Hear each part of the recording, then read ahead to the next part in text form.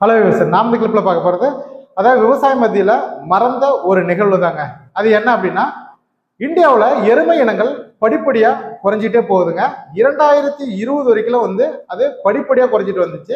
இந்த 2020க்கு அப்புறமா இது கம்ப்ளீட்டா குறைஞ்சிட்டே போச்சு வேகமான ஒரு நிலையில.